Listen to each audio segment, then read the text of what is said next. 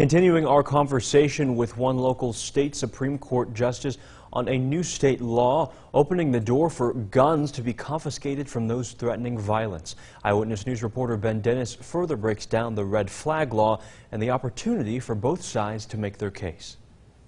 A new state law allows law enforcement, family members, and school officials to ask the state Supreme Court to have someone's guns confiscated or to block them from buying one. The law surrounds those threatening an act of violence against themselves or others. This is the red flag order. It comes in as such in a petition. I want to hear it right then. Based on the evidence, a judge can issue a temporary extreme risk protection order. That is a critical time for law enforcement. It's a safety issue for these officers that are going into these homes to serve respondents where we know there are weapons. By this time, only one side has presented the court with evidence. Therefore, a hearing must be held within 3 days of the temporary protection order. At the hearing, when a final order is going to be issued, the standard goes from probable cause to clear and convincing evidence. Also in this law is a provision that even if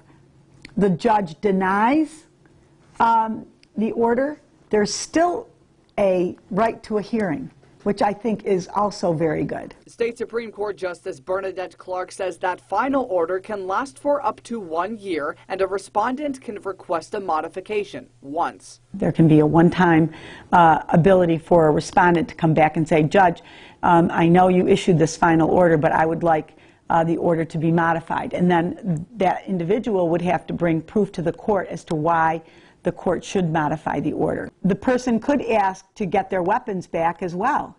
And if warranted, the court does have the ability and power under certain circumstances to do that. In Utica, Ben Dennis, Eyewitness News.